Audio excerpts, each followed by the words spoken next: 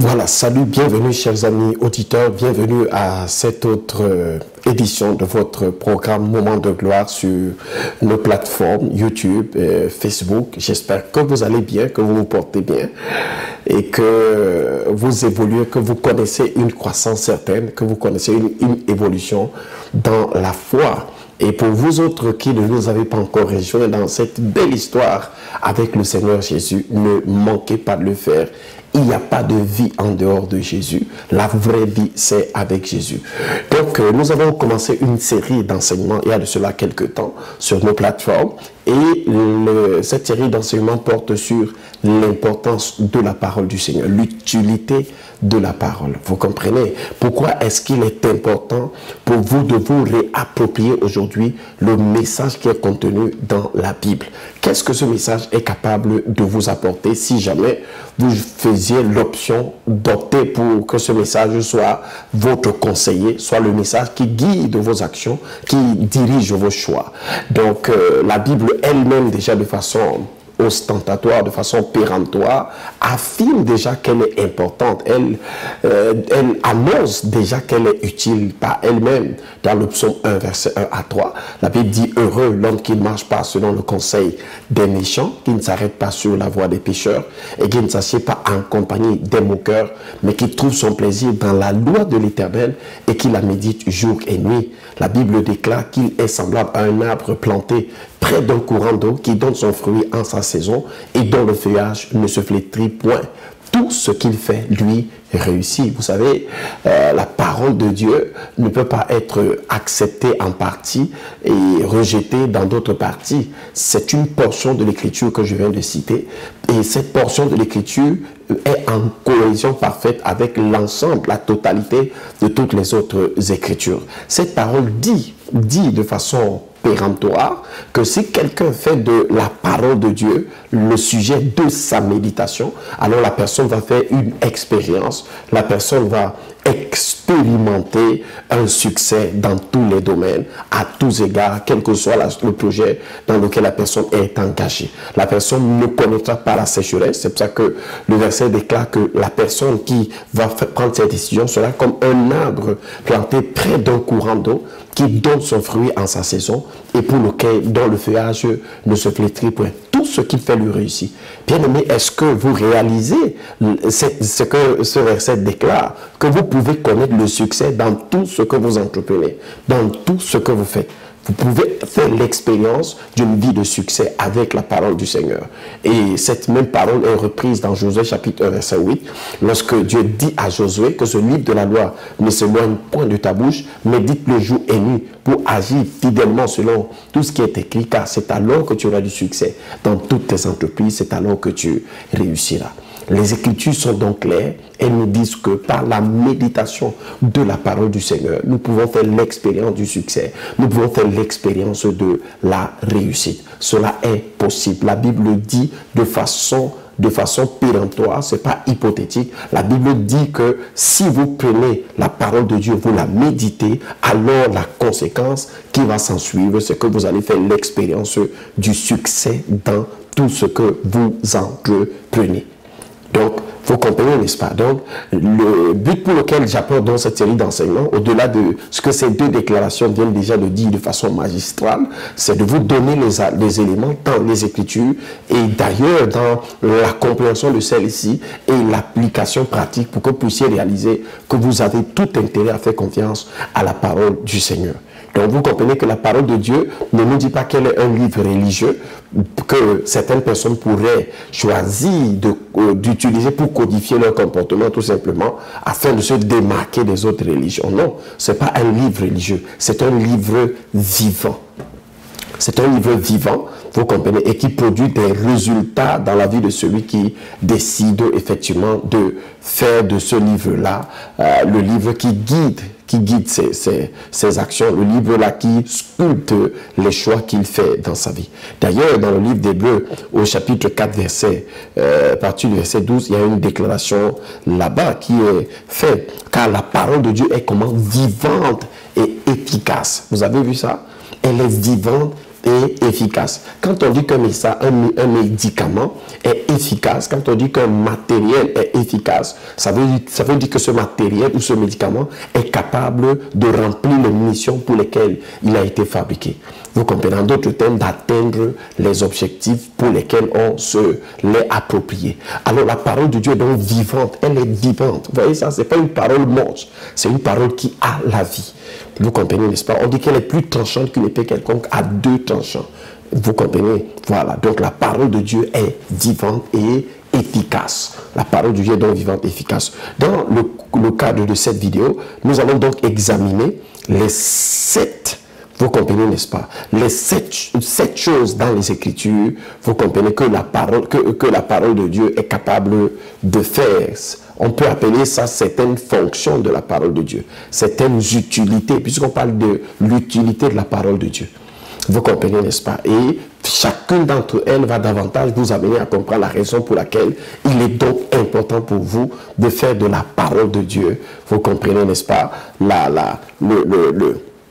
le conseiller, le guide, le dirigeant de votre existence sur la terre. J'ai présenté dans le cadre de l'une de nos éditions précédentes la parole de Dieu comme étant le mode d'emploi. Et vous savez qu'avec un mode d'emploi, vous utilisez mieux un appareil lorsque vous vous êtes approprié les instructions qui y sont écrites que lorsque vous avez choisi de négliger les instructions qui sont prescrites dans le mode d'emploi.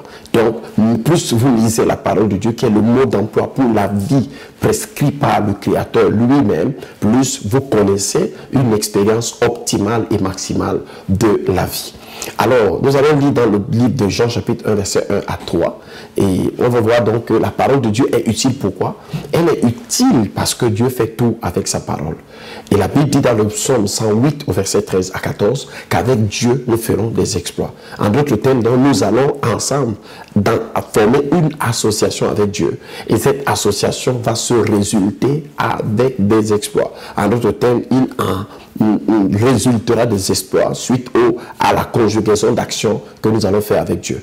Mais Dieu fait toutes choses comment? Avec la parole. Vous comprenez, n'est-ce pas? La Bible déclare donc qu'au commencement était la parole était avec Dieu et la parole était Dieu. Que toutes choses ont été faites par elle et que rien de ce qui a été fait n'a été fait sans elle. Donc rien de ce qui a été fait n'a donc été fait sans la parole du Seigneur. La Bible déclare qu'elle était au commencement et de toutes choses ont été faites. Vous comprenez? Le mot tout veut dire tout. Ça veut dire qu'il n'y a pas une seule chose qui existe, vous comprenez, pour laquelle la parole de Dieu n'a pas à contribuer, dont la parole de Dieu n'est pas l'auteur. C'est ce que la Bible nous dit. La Bible déclare donc que la parole de Dieu a créé toutes choses. Dieu fait toutes choses avec sa parole. Et rien, donc il n'y a pas une seule chose qui a été faite qui ne soit pas faite par la parole de Dieu. Vous comprenez, n'est-ce pas? Oui. Donc la parole de Dieu est donc l'auteur, est donc le moyen, est le matériel de Dieu pour faire toutes choses. Dans le livre d'Hébreux 1, au verset 3, la Bible déclare que effectivement Dieu, après longtemps, nous avons parlé par ses serviteurs les prophètes à partir du verset 1. Cette fois-ci, nous parle par le Fils. Vous comprenez, n'est-ce pas? Voilà, qui est l'héritier de toutes choses, l'empreinte de sa personne, le reflet de sa gloire, l'empreinte de sa personne, et soutenant toutes choses par sa parole puissante. En d'autres termes, non seulement Dieu a créé toutes choses par la parole de Dieu est le soutien de toutes choses. Donc, cette création que nous voyons, qui allait suspendue dans le vide, comme étant suspendue dans le vide, cette création est soutenue par la parole de Dieu. Tout ce que Dieu fait, il le soutient avec la parole de Dieu. Dieu soutient votre vie avec sa parole. Dieu soutient sa création avec la parole. Dieu soutient toutes choses avec la parole. Vous comprenez? Non seulement la parole est donc au commencement de toutes choses, vous comprenez? Elle est le soutien véritable sur lequel toutes choses solides reposent. Vous voulez un ministère efficace, faites en sorte qu'il repose sur ce que la parole déclare. Efficace, faites en sorte que votre entrepreneuriat, votre entreprise repose sur ce que déclare la parole du Seigneur. Vous comprenez, n'est-ce pas? Donc c'est sur elle que doivent reposer vos réflexions, vos raisonnements. Vous comprenez, c'est sur elle que vous devez cogiter. Elle doit être la matrice à partir de laquelle vous produisez les pensées qui vous conduisent. Vous comprenez, n'est-ce pas? Donc la parole du Seigneur est donc, vous comprenez, n'est-ce pas, le moyen par lequel Dieu fabrique toutes choses. Vous ne pouvez donc pas prétendre au succès avec Dieu, à la réussite avec Dieu, en mettant à l'écart sa parole. C'est une utopie. Ce n'est pas possible que cela puisse se faire. Ce n'est pas possible que cela puisse arriver. Donc, si Dieu fait donc toutes choses avec sa parole, vous pouvez déduire que chaque fois que vous avez sollicité l'action de Dieu, l'intervention de Dieu, et que vous n'avez pas vu celle-ci se matérialiser, vous comprenez, n'est-ce pas, dans votre engagement, dans ce que vous faisiez, alors vous pouvez déduire que c'était par défaut de sa parole. Parce que Dieu et sa parole sont un. Et Dieu fait toutes choses avec sa parole. Vous comprenez, n'est-ce pas? Donc, refuser de marcher selon la parole ou alors de suivre la direction de la parole, c'est d'office tourner le dos à la coopération divine, à l'activité de Dieu. D'ailleurs, il y a une parole que nous trouvons dans le livre des psaumes, dans le psaume 119, entre le verset 67 et le verset 68. Cette parole, c'est une parole, effectivement, de l'auteur de ce chapitre des psaumes-là. Regardez ce qu'il déclare. Il dit, avant d'avoir été humilié, je m'égarais. Écoutez, avant d'avoir été humilié, c'est-à-dire avant que l'humiliation ne vienne, l'humiliation a été précédée par l'égarement. Vous comprenez, n'est-ce pas? Mais qu'est-ce que ça veut dire s'égarer? S'égarer, en fait, c'est marcher à l'écart de ce que la parole déclare. Vous comprenez, n'est-ce pas? Il y a l'égarement physique lorsque vous perdez la direction. Il y a aussi l'égarement spirituel lorsque vous perdez la direction de la parole. Il dit donc, avant d'avoir été humilié, je m'égarais. Ça veut dire que chaque égarement, vous comprenez, sera suivi d'une humiliation. Alors, si vous êtes dans l'humiliation, allez vérifier là où vous vous êtes égaré. C'est ce que la parole déclare. Avant d'avoir été humilié, je m'égarais. Regardez, il dit maintenant, j'observe ta parole. Vous voyez ça? Tu es bon et bienfaisant. En d'autres termes, vous voyez, le témoignage a changé. Avant, je me suis égaré et mon égarement m'a plongé dans l'humiliation. Maintenant, le témoignage a changé. Il dit, maintenant, j'observe ta parole. Maintenant, j'observe la parole. Tu es non seulement bon, tu es aussi bienfaisant. Vous comprenez, n'est-ce pas? Ça veut dire que la personne n'observait pas la parole, elle a été humiliée. Quand elle a commencé à observer la parole, son témoignage a changé. Vous voulez expérimenter un changement dans votre vie, vous devez rentrer dans ce que la parole déclare. Il n'y a pas d'alternative à la parole de Dieu. Vous comprenez, n'est-ce pas? Oui. Parce que Dieu et sa parole sont un. Dieu ne peut pas régner sa parole, donc ne peut pas se régner lui-même. Vous comprenez, n'est-ce pas? Oui. Bien-aimés dans le Seigneur, le deuxième point, on parle des utilités de la parole. Donc, on comprend que la parole de Dieu est l'instrument avec lequel Dieu fait toutes choses. L'instrument par lequel Dieu soutient toutes choses. Donc, pour moi ou vous qui avez donc ce désir de voir Dieu se déployer dans votre vie, Dieu se manifester dans votre vie, il n'y a pas 3000 solutions, il n'y a pas 3000 choses à faire. La chose que vous devez faire, c'est effectivement de trouver, de rentrer dans la parole du Seigneur, de trouver la sagesse de Dieu qui est contenue dans la parole. Et c'est cette sagesse qui est contenue dans la parole, effectivement, qui va vous permettre de faire l'expérience de la gloire à laquelle vous aspirez. La deuxième chose que nous voulons voir aujourd'hui, c'est que la parole de Dieu est la messagère de Dieu dans le temps de la détresse. Souvent, les gens veulent juste voir leur situation changer. Vous comprenez? Les gens veulent juste s'en sortir. Ils veulent juste que la douleur, le malheur dans lequel ils se trouvent cesse. Mais, bien aimé, quand vous êtes dans la détresse, les Écritures disent que Dieu vous envoie sa parole. Vous comprenez, n'est-ce pas? Regardez, dans le psaume 107, verset 17 à 21, les insensés par leur conduite coupable s'étaient rendus malheureux. Leur âme avait en horreur toute nourriture et ils touchaient aux portes de la mort. Dans leur détresse, ils criaient à l'Éternel et il les délivra de leurs angoisses. Il envoya sa parole et les guérit. Il les fit échapper de la fosse, qu'ils louent l'Éternel pour sa bonté et pour ses merveilles en faveur des fils de l'homme. Vous avez vu ça? Vous voyez, les insensés. Qui sont les insensés dans la Bible? Vous comprenez? L'insensé dans les Écritures, le mot anglais c'est fool. C'est un fou. L'insensé c'est un fou. Mais qui est un insensé selon les Écritures?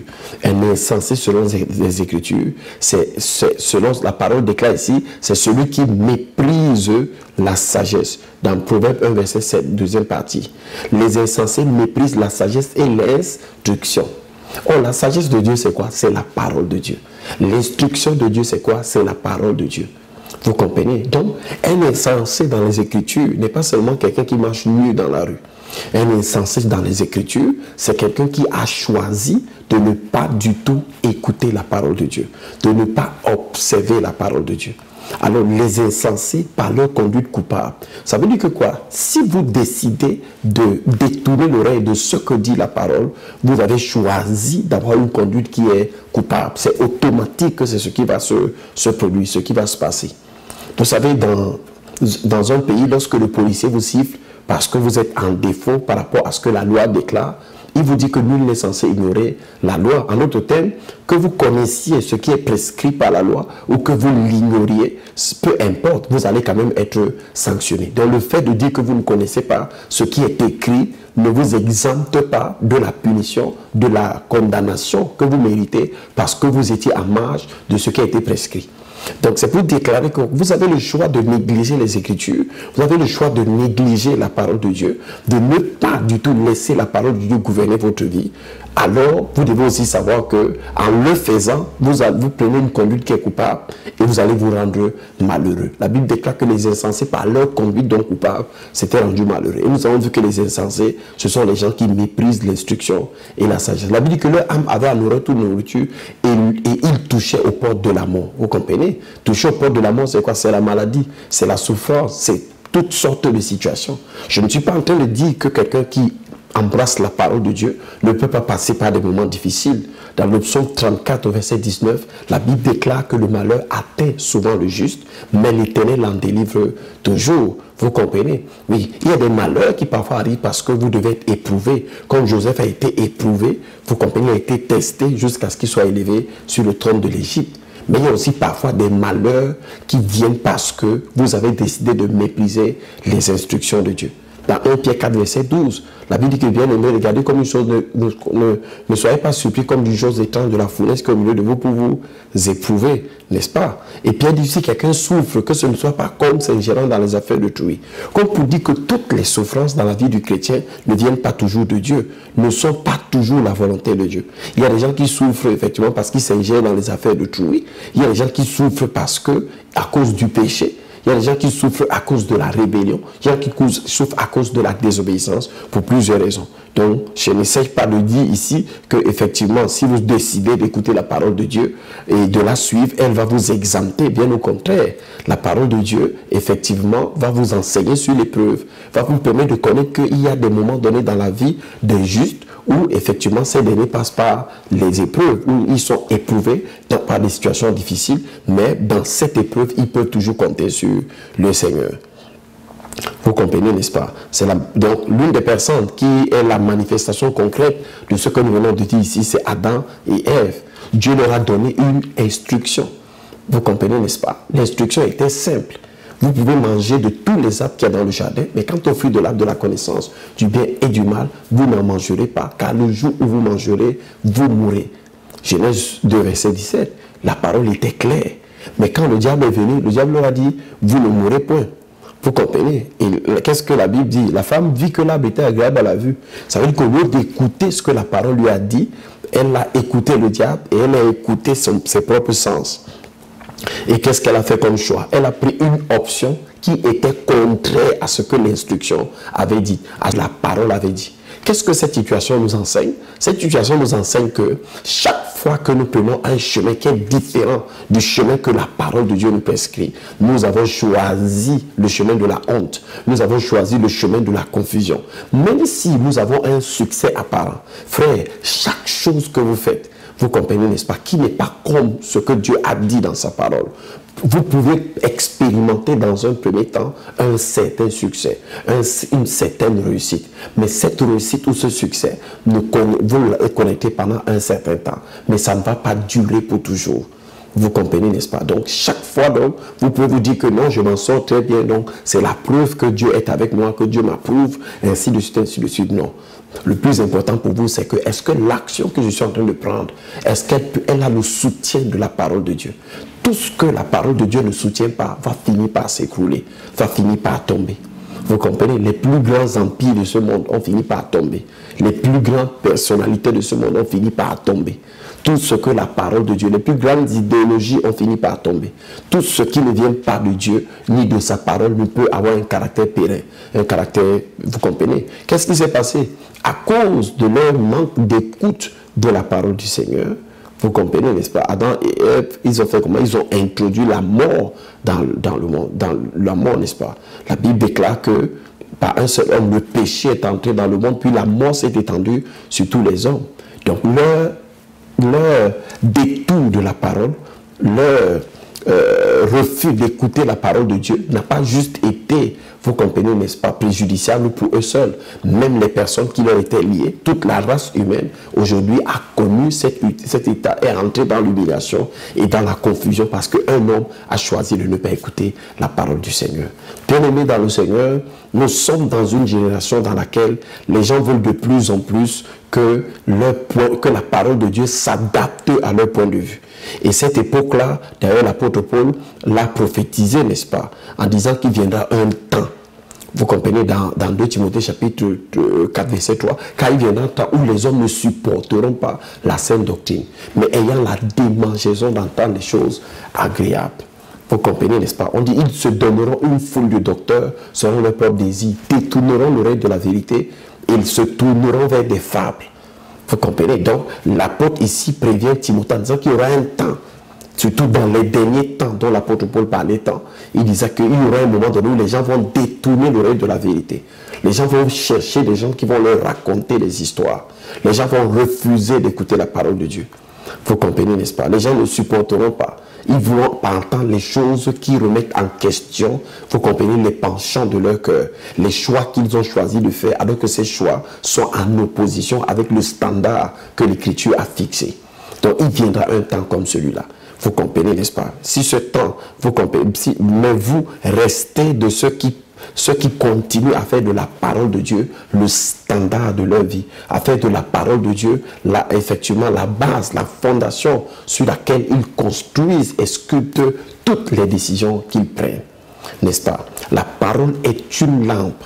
En d'autres termes, quand je marche dans ce monde, ça c'est le troisième point, je veux la lumière. Vous voyez, quand vous êtes dans l'obscurité, si vous êtes dans les pays dans lesquels l'obscurité vient de façon sporadique, où on coupe la lumière de temps en temps, vous avez besoin de la lumière pour savoir où vous allez.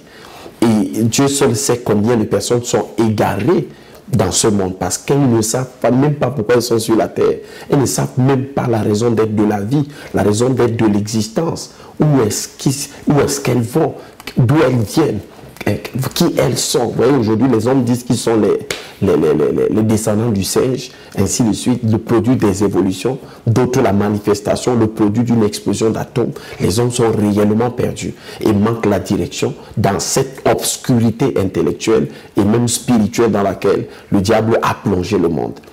Alors, il y a une lampe qui est la parole de Dieu. Dans le psaume 119, verset 105, la Bible dit que ta parole est une lampe à mes pieds, une lumière sur mon sentier. Ça veut dire que quoi? Quand vous avez la parole de Dieu, vous avez la possibilité de voir là où vous allez. Vous comprenez, n'est-ce pas? De marcher parce que vous avez la lumière qui est capable de vous diriger. Dans Jean 1, verset 9, la Bible dit ici que cette lumière était la véritable lumière qui, en venant dans le monde, éclaire tout homme.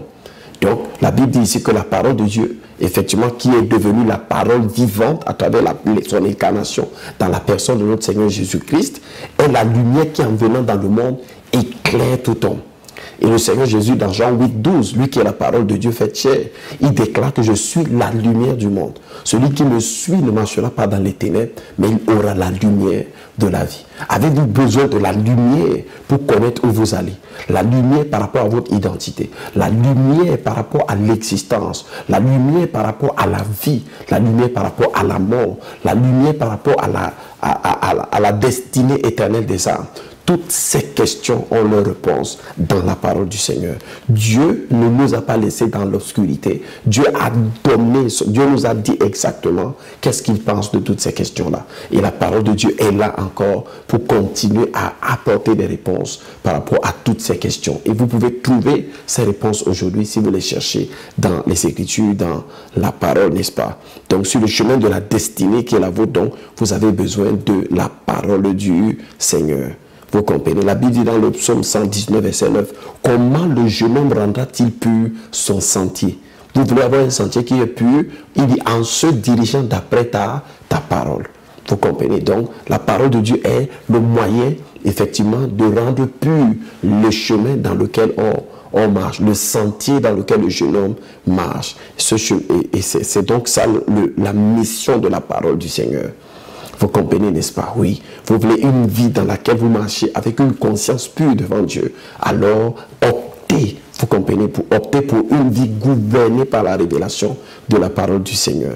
Vous comprenez? Et non à partir de vos propres sentiments ou alors des opinions de Satan. Vous avez vu ce que l'opinion de Satan a fait dans la vie d'Adam et d'Ève dans le jardin d'Éden. Vous avez vu ce que leur propre perception, leur propre vision. On dit que la femme dit que l'arbre était agréable à la vue. Dieu lui avait dit que cet arbre, si on le mange, on meurt. Elle a choisi d'écouter ses propres sens, d'écouter ce qu'elle voyait. Et qu'est-ce que, au lieu de devenir ce qu'elle croyait devenir, elle est partie embrasser la honte, elle est partie embrasser la confusion, elle est partie embrasser la nudité, vous comprenez, originelle dans laquelle elle est entrée. Le quatrième point, effectivement, c'est que la parole de Dieu, c'est quoi? C'est la nourriture de l'esprit. Nous sommes en train de parler de l'utilité de la parole. Vous comprenez? En d'autres termes, vous devez savoir que l'homme est un être tridimensionnel. En d'autres termes, qui a trois parties. Pour que vous compreniez donc l'importance de la parole de Dieu, vous devez réaliser l'importance de la nourriture, n'est-ce pas? Dans l'entretien de la vie humaine, de la vie biologique que vous avez reçue à l'intérieur de votre corps. Vous comprenez? Vous nourrissez votre corps chaque jour. Vous prenez le déjeuner, vous prenez le souper, vous prenez le dîner, ainsi de suite.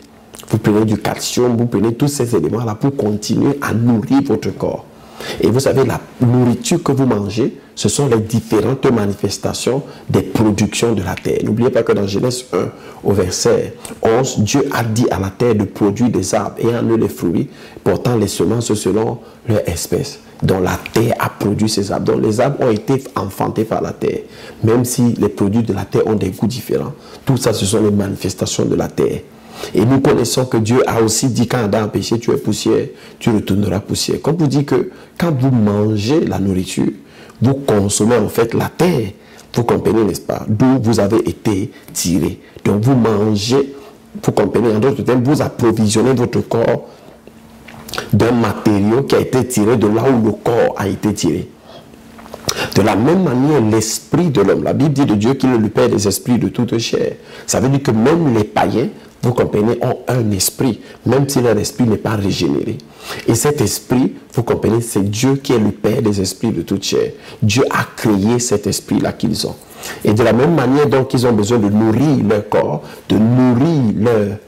Ils ont besoin également de nourrir leur esprit. Alors, quel est le repas? Quelle est la nourriture que nous allons donner à notre homme intérieur? Quelle est la nourriture qui va satisfaire notre famine sur le plan intérieur? Cette nourriture, c'est donc la parole du Seigneur. Vous comprenez? C'est pour ça qu'un homme qui médite la parole de Dieu, vous comprenez, n'est-ce pas, est nourri à l'intérieur de lui. Effectivement, vous pouvez ne pas, parce que l'activité de l'esprit échappe complètement à la maîtrise et la capture des cinq sens. C'est pour ça que tout ce qui, effectivement, n'affecte pas les cinq sens est comme si ça n'existait pas pour l'homme, mais en réalité est réel à l'intérieur de nous. Vous comprenez, n'est-ce pas? Donc la parole de Dieu, c'est la nourriture de l'esprit.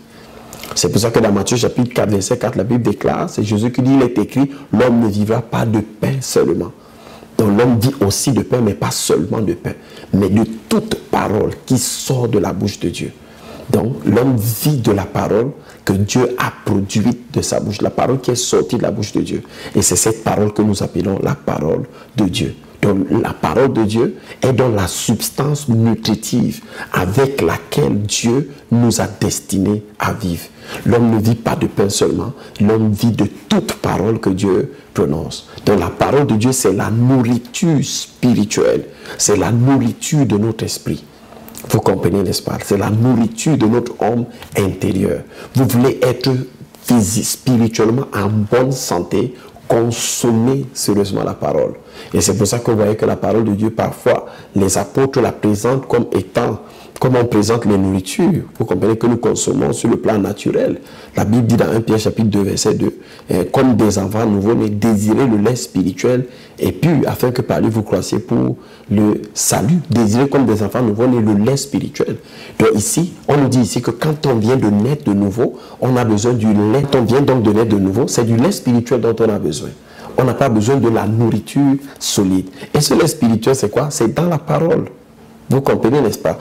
David désirait donc comme des enfants nouveaux le lait spirituel et puis afin que par lui, vous croissiez pour le salut. Donc on peut croître dans le salut, on peut croître pour le salut dans lequel nous sommes déjà en Christ Jésus.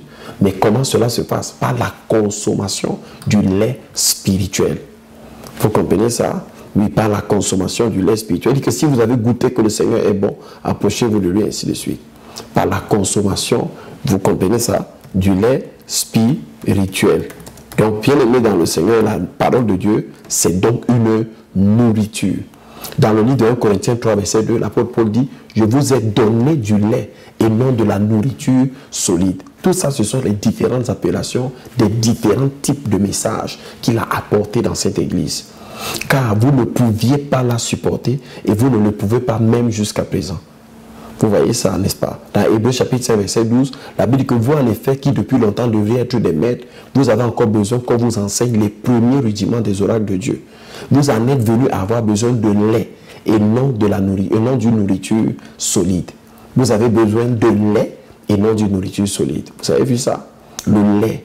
Donc il y a le lait, il y a la nourriture solide. Mais que ce soit le lait, que ce soit la nourriture solide, toutes ces choses, c'est la nourriture.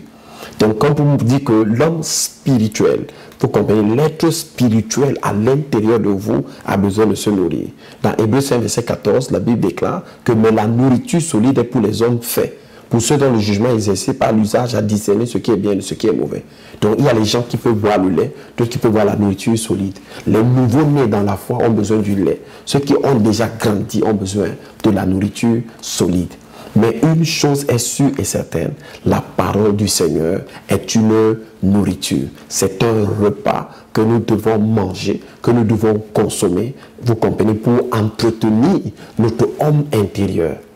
Bien-aimés, ne soyez donc pas surpris que tout le temps vous êtes déprimé sur le plan spirituel. Vous êtes constamment découragé. Vous avez constamment l'impression de temps en temps que Dieu est avec vous, parfois que Dieu n'est pas avec vous, parfois que Dieu vous approuve, parfois que Dieu vous désapprouve, parfois vous avez l'impression que Dieu vous aime, parfois après vous avez l'impression que Dieu ne vous aime pas. Toutes ces choses sont dues au fait que votre façon de consommer la parole de Dieu. Et c'est ce que vous faites souvent. De la même manière que quand vous ne mangez pas, pendant une journée, vous avez l'impression que vous êtes fatigué, que vous êtes sur le point de mourir. C'est ce que vous ressentez. Alors la parole de Dieu est donc le repas de notre esprit. Vous comprenez, n'est-ce pas? Oui. Vous devez la consommer, vous devez la manger régulièrement. Vous comprenez, n'est-ce pas? Voilà. La parole de Dieu, effectivement, nous permet une cinquième chose. Il nous reste 3 points. C'est la parole qui nous instruit l'homme dans la justice. Quand on parle de la justice, la justice dans un pays, c'est l'institution qui veille au respect du droit. Le droit, c'est quoi? C'est la norme. En d'autres termes, il y a une norme dans le pays, il y a une règle dans le pays qui est établie, qu'on appelle la loi, qui est votée par les parlementaires. Il y a donc une institution qu'on appelle la justice. Donc, qui parle de justice, parle du respect de la norme, de la loi établie, des règles établies dans une société.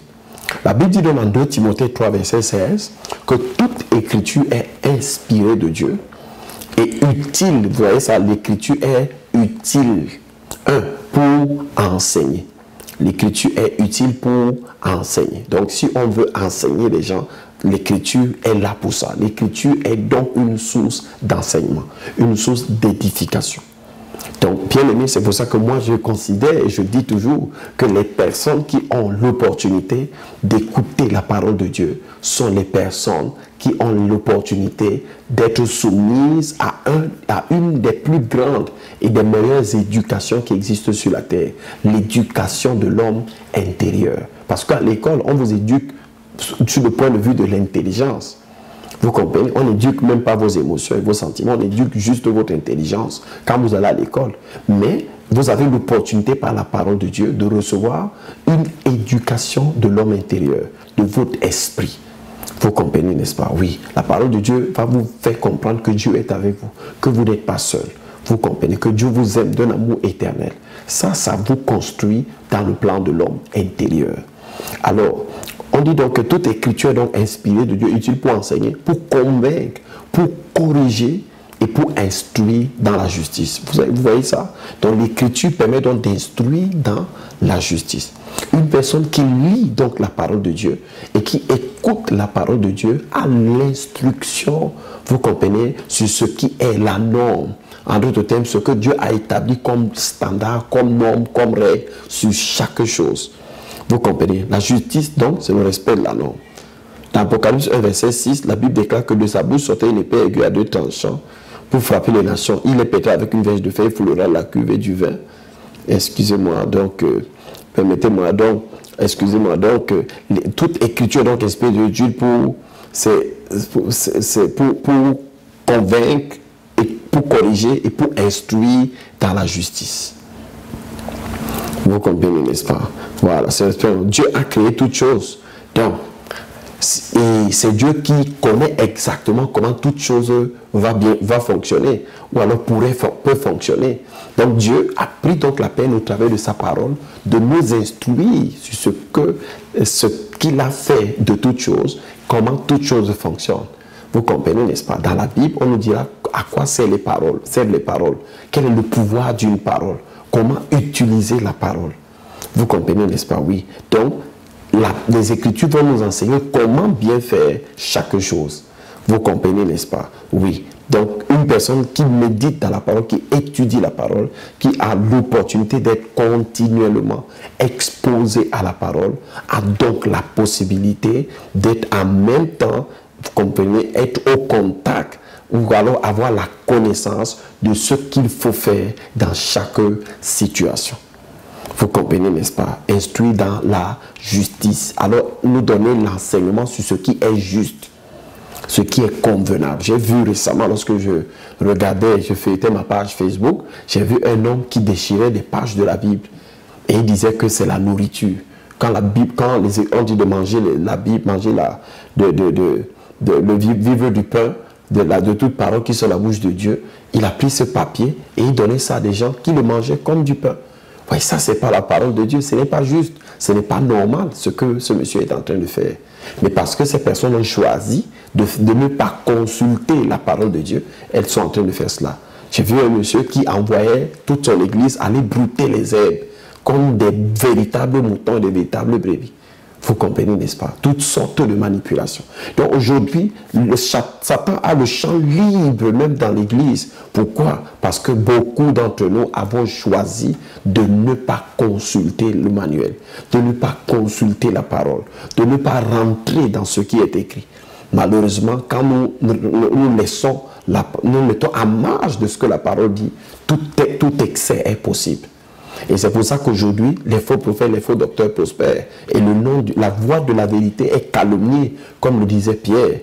Pourquoi? Parce qu'effectivement, les gens enseignent les choses pernicieuses et les choses bizarres. Dans Acte 20, à partir du verset 26 à 28, l'apôtre Paul dit qu'après mon départ, il se lèvera des hommes, vous comprenez, qui vont enseigner des choses bizarres. Vous comprenez? Oui, des loups cruels qui ne parleront pas le troupeau. Et il s'élèvera du milieu de vous des gens qui vont enseigner des choses pernicieuses. Vous comprenez? Il dit, rappelez-vous que pendant ces 3 années, je n'ai cessé d'exhorter nuit et jour chacun d'entre vous. Je vous ai annoncé tout le conseil de Dieu. Je vous ai exposé à toute la parole de Dieu. Donc l'Église a besoin d'être exposée à toute la parole de Dieu, à tout le conseil de Dieu, pour être capable de se prémunir de tous ces excès, ainsi de suite. Parce que Satan, jusqu'à ce qu'il soit jeté dans l'étang ardent de feu et de soufre, ce qui est la seconde mort, continuera dans son œuvre de nuisance, dans son œuvre de trouble dans le corps de Christ. Il continuera à essayer de retenir l'Église du Seigneur, d'empêcher les enfants de Dieu, vous comprenez, de faire briller la lumière de l'Évangile dans le monde. Il continuera à essayer de s'aimer la confusion. Vous comprenez, n'est-ce pas? Mais il faut donc que non seulement les pasteurs, nous les pasteurs, mais tous tout le peuple de Dieu, les enfants de Dieu consentent à rentrer s'asseoir à nouveau pour examiner la parole du Seigneur. La Bible dit dans Actes 17, verset 11, que les chrétiens de Bérée avaient des sentiments plus nobles que ceux de Thessalonique, qu'ils recevaient la parole avec beaucoup d'empressement et ils examinaient chaque jour les Écritures pour voir si ce qu'on leur disait était exact. En d'autres termes, ils recevaient la parole. Ils étaient contents de recevoir un message.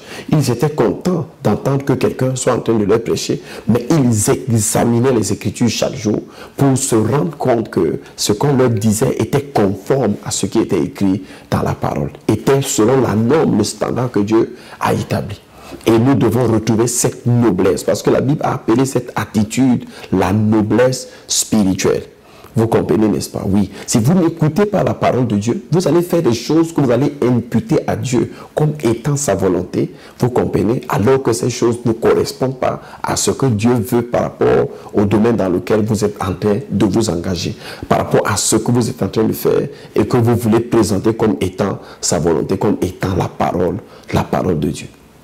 Vous comprenez? J'ai suivi l'histoire, cette histoire sur Internet en République démocratique du Congo, de ce pasteur qui disait que comme Jésus a fait sortir tout le monde, il a fermé la porte, il est resté avec l'enfant, il a dit à la famille de l'enfant, est-ce que vous savez ce que Jésus faisait avec cet enfant là-bas dedans? Et c'est comme ça qu'il a invité une fille à l'hôtel et s'est mis à abuser d'elle à plusieurs reprises. Vous comprenez, n'est-ce pas? Donc, là où il y a l'obscurité, toutes sortes de choses sont possibles.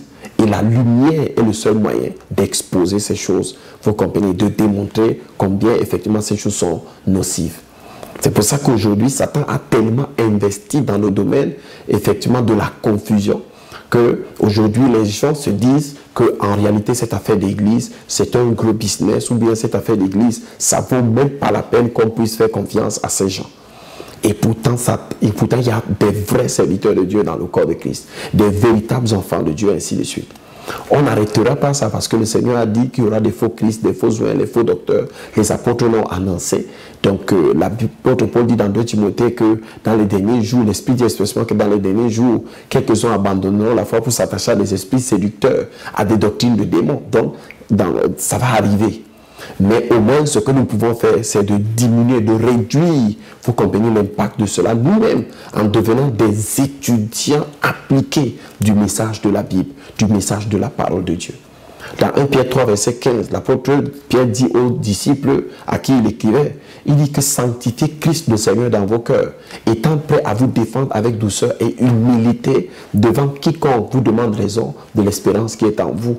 Ce verset veut clairement dire que soyez prêts à expliquer votre foi avec douceur, avec humilité. Un vrai enfant de Dieu, si on lui demande que qu'est-ce que Dieu, la doctrine de Dieu, il doit être capable d'expliquer. Il ne va pas dire que c'est un mystère, ça ne peut pas se comprendre, laisse comme ça seulement, non. Si on lui demande que pourquoi les autres, quelqu'un m'a posé la question récemment après un de mes messages, pourquoi Jésus a dit allez faire de toutes les nations les disciples, les baptisant au nom du Père, du Fils et du Saint-Esprit. Et pourquoi les apôtres, eux, ils baptisaient au nom du Seigneur Jésus-Christ. Certaines personnes insinuent donc que, comme Jésus avait dit que quand le Saint-Esprit viendra, il enseignera toutes choses.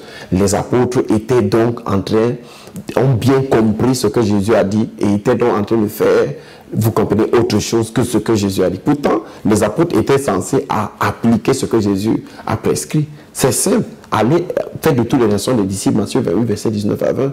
Les baptisant au nom du Père, du Fils et du Saint-Esprit, enseignez-leur à observer ce que je vous ai prescrit. Alors ça veut dire que c'est Jésus qui a prescrit de baptiser au nom du Père, du Fils et du Saint-Esprit. Donc si les apôtres baptisent au nom du Seigneur Jésus-Christ, c'est que c'est la même chose. Puisqu'ils sont en train d'appliquer ce que le Seigneur Jésus a dit. Vous comprenez, n'est-ce pas? Oui. Donc, bien-aimés dans le Seigneur, voyez donc autant de questions qui se soulèvent dans la foi, dans la chrétienté, ainsi de suite. Mais quelqu'un me dira qu'est-ce que c'est même possible qu'on parvienne à une compréhension exacte des Écritures, tellement il y a d'interprétations, tellement il y a de versions, tellement il y a effectivement de doctrines et d'enseignements. Bien-aimés, vous ne perdez rien à connaître la parole de Dieu pour vous-même, avec l'humilité, avec un cœur disposé à connaître la parole, pour la pratiquer, pour l'appliquer pour vous-même, parce qu'on ne connaît pas la parole de Dieu pour aller l'utiliser comme une sorte de balle qu'on tire sur les autres.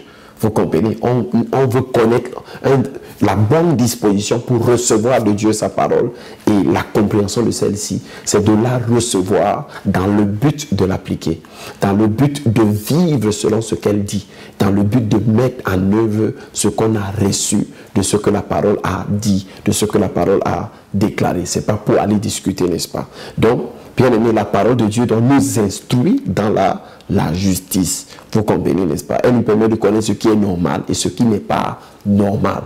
Ce qui est accepté par Dieu, ce qui ne l'est pas du tout. Vous comprenez? Je connais quelqu'un qui a dit à quelqu'un d'autre un jour que vraiment, il suffit qu'on fasse l'amour et qu'on ne mette pas dans notre tête que c'est un péché et ça n'en deviendra pas un. Vous comprenez, des gens qui n'étaient pas mariés. Donc vous voyez quelque part qu'il y a toutes ces manipulations-là. Voilà, elles sont possibles. Pourquoi? Lorsque les gens décident de ne pas écouter le Seigneur, de ne pas écouter la parole de Dieu. Aucun pasteur n'est plus grand que Dieu et donc n'est plus grand que la parole de Dieu. La parole de Dieu est l'autorité élevée au-dessus de tous les noms de Dieu. Dieu a élevé sa parole au-dessus de lui-même. Si vous voulez savoir, c'est ce qu'il a dit dans le psaume 138, à partir du verset 2 à 4. Donc la parole de Dieu, c'est l'autorité suprême de Dieu. Dieu gouverne et dirige toutes choses par sa parole. Vous comprenez, n'est-ce pas? Oui. Donc, la parole de Dieu, sixième chose qu'elle est une arme offensive pour le soldat dans le combat spirituel. La Bible dit dans Ephésiens 6, verset 17, « que prenez aussi le casque du salut et l'épée de l'esprit qui est la parole de Dieu. » Dans les prochaines vidéos, on verra qu'est-ce que la parole ici, quelle est la différence entre le rhéma et le logos. Mais ici, prenez aussi l'épée de l'esprit qui est la parole de Dieu. Vous voyez ça? La parole de Dieu est donc quoi? Une épée. C'est une arme, vous comprenez, de guerre. La Bible dit dans le livre d'Hébreux 4, verset 12 que... Hébreux chapitre 4, verset 12, que la parole de Dieu est, car la parole de Dieu est vivante et efficace, plus tranchante qu'une épée quelconque à deux tranchants. Donc elle est vivante, elle est efficace. C'est une épée. Donc c'est une épée comment? Vivante, c'est une épée efficace. Vous comprenez, n'est-ce pas? De la même manière que sur le plan naturel, quand un soldat va en guerre, il tient une épée physique à la main pour être capable avec cette épée de se défendre face à l'ennemi et de mettre l'ennemi hors d'état de nuire. De la même façon, la parole de Dieu est une arme de guerre efficace. Et si vous regardez dans Ephésiens chapitre 6, dans la description de l'armure du soldat, vous allez voir que parmi les armes que l'apôtre Paul a citées, il n'a pas cité de l'invocation du tonnerre, du feu, tout ça. La seule arme offensive est quoi? La parole de Dieu. Et le mot parole là-bas, c'est le rhéma de Dieu. Vous comprenez? Donc l'homme étant dans un être spirituel, vous comprenez, qui dans sa trajectoire de la destinée marche sur la scène de l'existence, va rencontrer beaucoup de forces contraires. Vous comprenez? Oui, bien aimé. L'apôtre Pierre dit que le diable rôde comme un lion rugissant, cherchant qui il dévorera. Donc les Écritures n'ont pas parlé de l'annihilation du diable.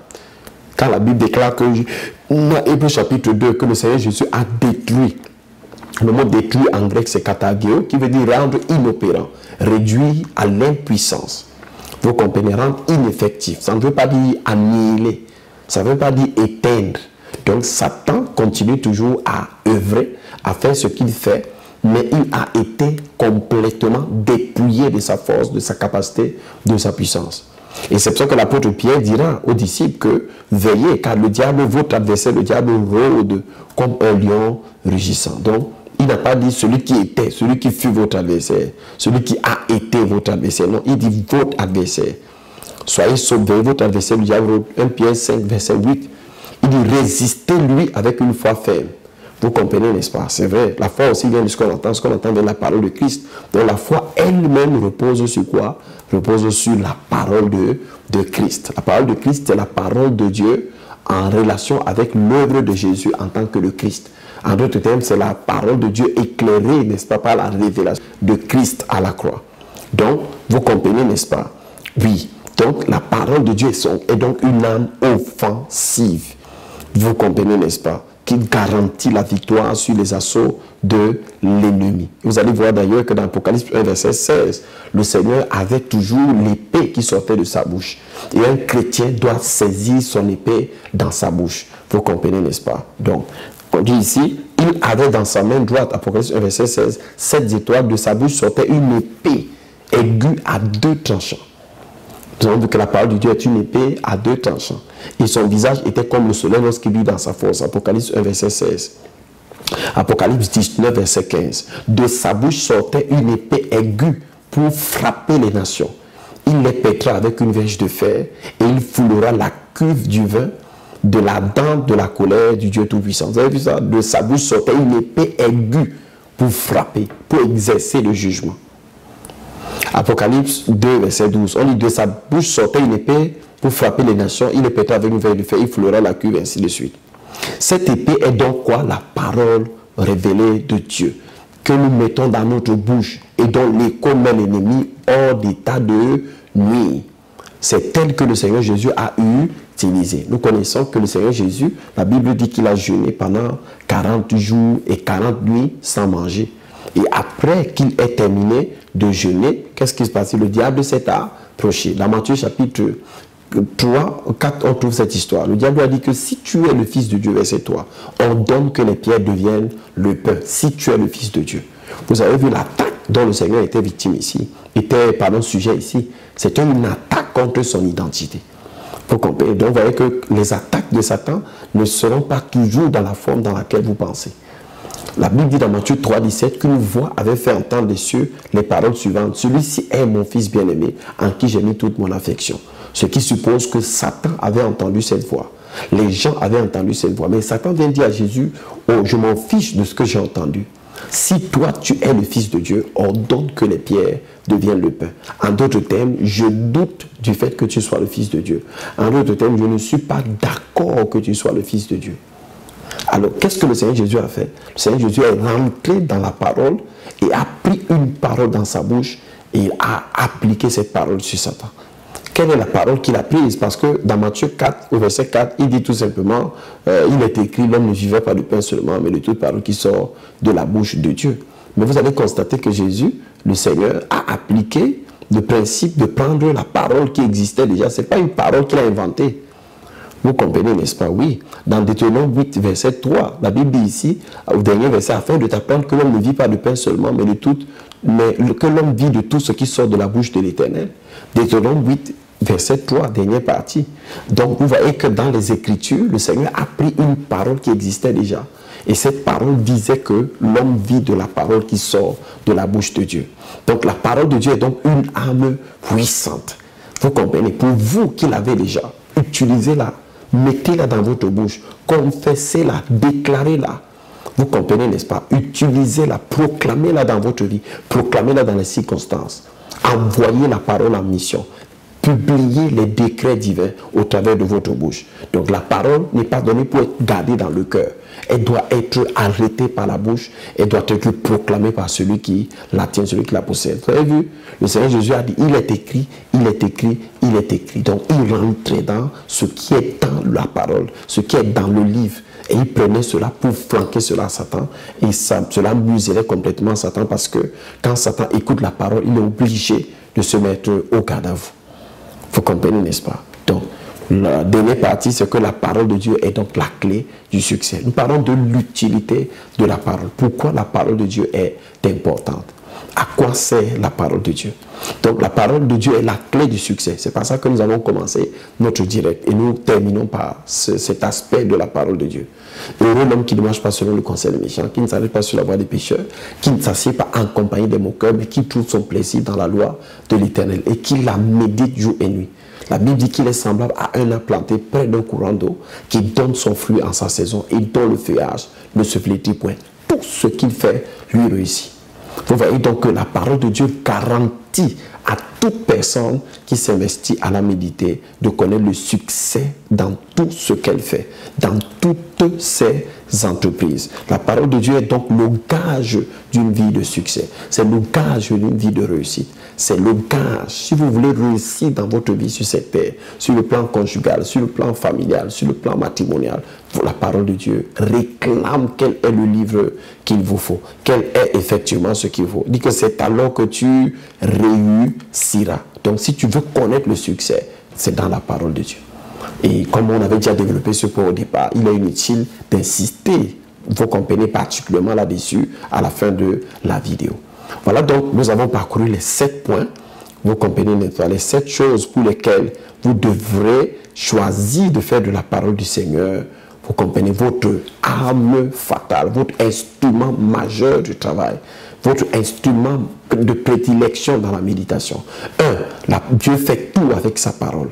Si vous voulez coopérer avec Dieu de façon optimale et maximale, optez pour sa parole. Vous comprenez? Saisissez sa parole. Arrêtez sa parole. Faites de sa parole, effectivement, votre guide, votre conseiller. On a vu que la parole de Dieu est la messagère de Dieu dans la détresse. Bien aimé, si tu connais une situation difficile, une situation qui n'est pas bien aujourd'hui, commence par sonder les Écritures. Rentre dans la parole et cherche à savoir dans quel aspect de la parole tu as été pris à défaut. Commence déjà par là, c'est déjà un bon début. Vous comprenez, n'est-ce pas? Oui. Nous avons vu effectivement que non seulement la parole de Dieu est donc la messagère de Dieu dans le temps de la détresse, c'est une lampe aussi à nos pieds. Troisièmement, c'est ce qu'on a vu. En d'autres termes, dans la marche sur la trajectoire de notre destinée sur cette terre, nous avons besoin d'une lampe pour éclairer notre sentier, pour nous éclairer dans notre marche. Et il n'y a pas une meilleure lampe que la parole du Seigneur. Donc la parole du Seigneur est capable de nous éclairer. Les enfants de Dieu ne sont pas censés marcher dans l'obscurité comme ceux qui ne connaissent pas Dieu, comme ceux qui n'ont pas Dieu. Mais nous qui avons la parole, nous avons la possibilité de faire la différence dans notre génération. Vous comprenez, n'est-ce pas? Oui. Donc la parole de Dieu est une lampe à nos pieds, c'est une lumière sur le sentier de la vie. Donc quand j'ai cette lampe, je sais où mettre les pieds. Je sais comment marcher dans ce sentier. Je ne peux pas m'égarer dans l'obscurité et dans la confusion qui caractérise les autres qui n'ont pas Dieu. On a vu que la parole du Seigneur, c'est la nourriture de l'homme intérieur. Si vous ne mangez pas, vous allez être chétif. Si vous n'en mangez pas, vous allez mourir à l'intérieur de vous. Si vous ne mangez pas, vous allez manquer de grandir, d'expérimenter la croissance. De la même manière que cela est exactement ce qui va se passer si vous ne prenez pas la nourriture physique, c'est exactement ce qui va se passer si vous ne prenez pas la nourriture spirituelle. Et la nourriture spirituelle, c'est la parole de Dieu. Nous avons vu exactement donc que la parole de Dieu nous instruit aussi dans la justice. En d'autres termes, la justice qui est l'état de ce qui est conforme à la norme. La parole de Dieu nous permet donc de nous approprier la norme de Dieu en toutes choses. Nous connaître exactement qu'est-ce que Dieu a dit par rapport à chaque chose, par rapport à chaque domaine et de faire exactement ce qu'il faut faire. Elle va nous instruire sur ce qui est juste concernant le mariage. Elle va nous instruire sur ce qui est juste concernant, faut comprendre, nos relations avec l'autorité, nos relations les uns les autres, ainsi de suite. On a vu également que la parole de Dieu, c'est l'arme offensive du soldat dans le combat, qu'il faut s'en servir. Il ne faut pas la voir et se taire. Il faut la saisir avec la bouche. Il faut l'utiliser au travers de la bouche. Il faut que la parole de Dieu soit utilisée lorsque Satan vient vous confronter pour questionner la parole de Dieu, pour questionner ce que Dieu a dit de vous dans sa parole. Et on a vu l'exemple du Seigneur Jésus. N'est-ce pas? Quand Satan lui a dit « Jette-toi parce qu'il est écrit », il a aussi dit à Satan encore « Il est écrit ». Vous avez vu que dans cette confrontation, il n'était pas question de s'envoyer le feu. Il était question d'opposer la parole à la parole. Parce que là, pas juste une simple parole. La parole de Dieu a la puissance, elle a la force. Dans Jean 1 au verset 11, la Bible déclare que la parole est venue chez les siens et les siens ne l'ont pas reçue. Mais à tous ceux qui l'ont reçue, elle a donné le pouvoir. Donc la parole de Dieu a le pouvoir. Elle donne le pouvoir à celui qui la possède. Vous comprenez, n'est-ce pas? Nous avons vu au 7e point que la parole de Dieu est effectivement la parole qui donne le succès. C'est un instrument pour façonner et fabriquer le succès de celui qui s'y confie. Voilà que nous arrivons donc au thème de cette vidéo. J'espère que vous avez été bénis, que vous avez été édifiés. Nous sommes en train de parler de l'importance de la parole du Seigneur. Seigneur, nous voulons te bénir et te rendre grâce. Nous voulons te dire merci pour cette opportunité que Dieu nous donne de pouvoir continuer à nous édifier, de pouvoir continuer à prendre conscience de l'importance de cette parole que tu nous as donnée. Mais Seigneur, nous prions afin que tu fasses tomber les écailles de nos yeux et que tu nous donnes de pénétrer la profondeur de ton conseil, de pénétrer, Seigneur, la révélation que tu as encapsulée dans les Écritures pour que nous puissions nous nourrir et vivre convenablement dans la saison dans laquelle nous sommes.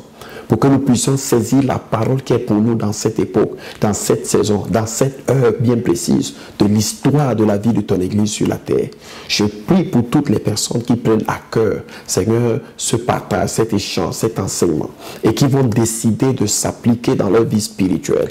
Je prie afin que, Père, pendant que les gens s'intéressent à ta parole, qu'elles fassent l'expérience d'une véritable transformation spirituelle, d'une véritable métamorphose au nom de Jésus. Seigneur, que les choses commencent à se manifester, des choses glorieuses, fassent l'expérience du miraculeux, l'expérience de l'autorité de ta parole, l'expérience de la puissance de ta parole, l'expérience de la gloire de ta parole. Merci beaucoup de m'avoir suivi. Restez en compagnie de mes programmes, restez sur mes pages. Nous sommes en train de préparer le lancement du projet Ma Croissance TV, donc c'est pour bientôt. Merci beaucoup, vous êtes bénis, vous êtes la gloire du Seigneur. Bye, bye, bye. Shalom, shalom. Et si vous avez été bénis par cette vidéo, ne manquez pas de m'écrire, n'est-ce pas, sur les adresses qui vont figurer à la fin de cette vidéo. Vous comprenez, écrivez-moi l'une de ces adresses. Vous avez un témoignage, vous avez une préoccupation, vous avez une question, vous avez un besoin de conseils sur le plan spirituel, vous avez besoin d'une intervention que vous pensez que nous pouvons vous apporter. Ne manquez pas à nous écrire, c'est avec une grande joie que nos équipes vont vous contacter et vont vous apporter l'aide que le Seigneur rendra disponible. Merci beaucoup de m'avoir suivi. Vous êtes la gloire de Dieu. Bye. Shalom.